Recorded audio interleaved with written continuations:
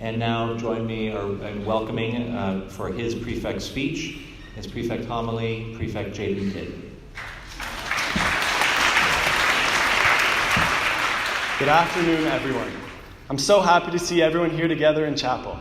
It's an amazing view to see us gathered together as a collective. I'm going to start with the congratulations. I would like to congratulate us all on a tremendous start to the year.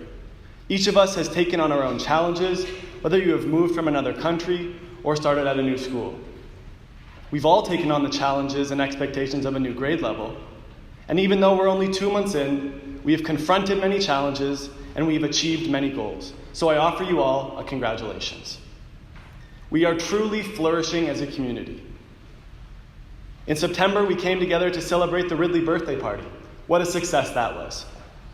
We started the year with a successful trip to camp, and of course, my personal favorite, we had a spirited and energetic gathering at Snake Dance. These community successes are indicative of our individual accomplishments. We are all experiencing success on our own journeys, our flourishing journeys. We each have something to be proud of, so we're going to try something here. I ask you to respectfully turn to the person sitting beside you and remind them that they have something to be proud of. I want you to turn to them and congratulate them.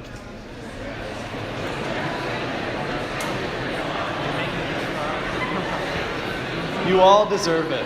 Thank you. You all deserve it. You all deserve this praise. In doing this, consider that you and your neighbor are at different stages or chapters of your own journey. Each of your challenges are distinct, and your success has been unique. Students, faculty, Miss Bet and Mr. Kidd, what I want to discuss today is when we forget that. When we think of our challenges and accomplishments in relation to someone else's. When we disregard our own abilities and our own character. As Theodore Roosevelt said, comparison is the thief of joy. Take a moment to think about that. Comparison is the thief of joy. I promise you, you will never find solace. You will never feel fulfilled when you compare yourself to others.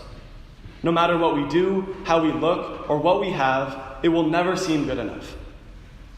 Although comparison is a natural human desire, I worry that our generation, the I generation, is living through an epidemic of pathological comparison, which leads to excessive amounts of anxiety, discontent, and at its worst, self-loathing.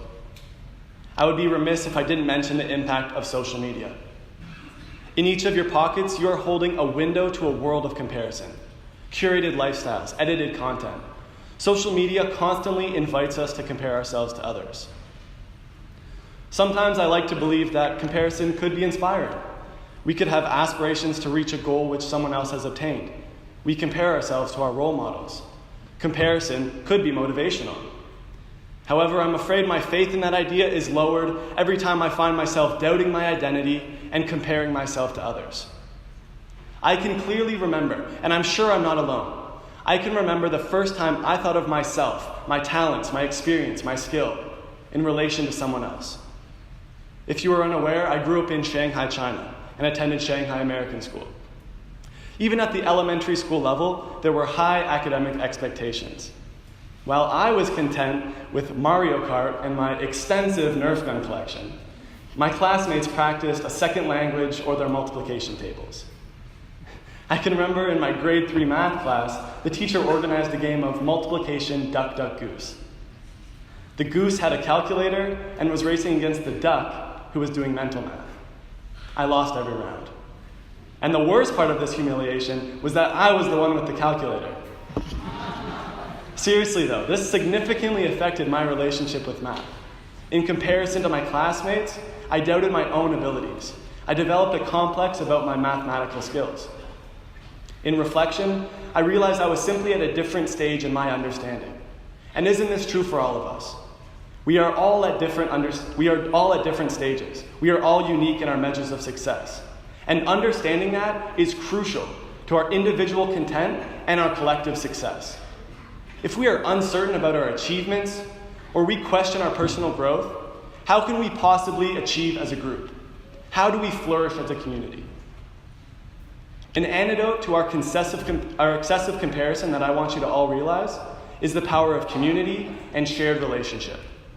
When we are here to support and appreciate others' talents and to join as one, whether it was at the basketball game this past Friday or here today in chapel, it puts our individual ego in check. Those experiences balance out the excess of our individualism and ego with a sense of belonging, with a transcendent feeling that there is something much larger than our identity. Make it clear, I'm not encouraging you to neglect your individual. You should never lose your individual self. I want you to realize that our concerns of which sports team we made or how many likes we received melt away when we realize we are a part of something bigger than ourselves. We are so fortunate as a community to have moments when we can come together as a collective and lose ourselves in a common spirit. So don't get caught up with comparing yourself. Know that you are loved, know that you are valued, and know that you are part of a group. Let us not be consumed by comparison, but rather let us be content with who we are and where we are in our individual journeys. And for the moment, in this moment, let us be reminded that we are here together. So when we stand for our final hymn, I encourage you to sing with purpose.